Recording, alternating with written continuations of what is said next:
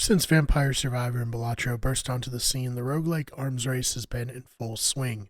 Currently, my Steam Deck is populated primarily with the genre, from Brotato to Risk of Rain 2 to Megabonk.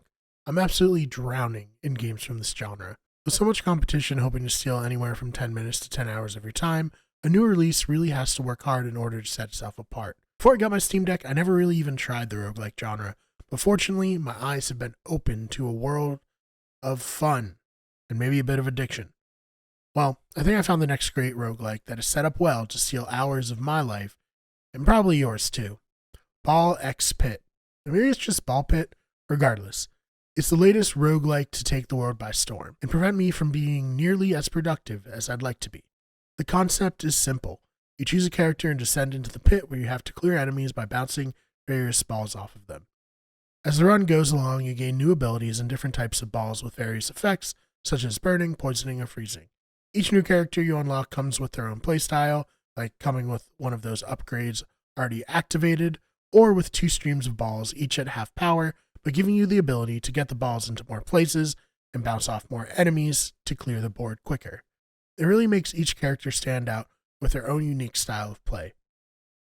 Each level has 2 mini-bosses and then a final boss fight.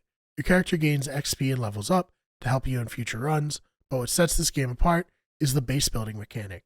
After each run, you return to your base where you can plant wheat, trees, or set rocks. Then you bounce your workers off of the resources in order to collect them.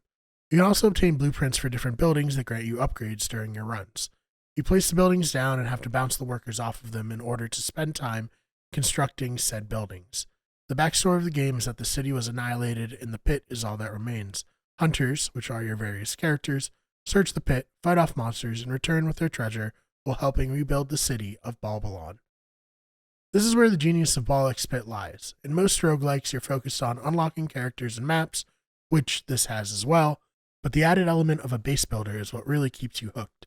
Just last night, I played 5 runs that were each supposed to be my last run of the night, but each time I realized that if I just did one more run, I could afford to upgrade my base by expanding it, or planting more resources, or building more buildings. It's addictive, perhaps the most addictive roguelike that I've ever played so far.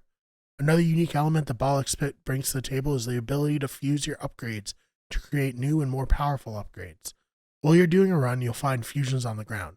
Pick these up and choose what to do with them. Either fuse existing upgrades if a fusion is available, or you can level up the upgrades you have if there are no fusions available. You can get some really powerful and game-changing fusions that can be the difference between completing a run and descending the pit with your tail tucked between your legs after being defeated by the monsters. Developer Kenny Sun has an absolute hit on their hands. Plus, with the publishing power of Devolver Digital behind them, I expect this one to become the next big roguelike, and possibly compete for Game of the Year a la Balatro. But hey, don't take my word for it. The game currently has an 84 on Metacritic based on critic reviews and an 8.6 user review score. It sold more than 400,000 copies in its first week, so we're at that point where you can still get in on it early and be the cool person among your friend group who introduces this game to them, but only for a little bit while longer.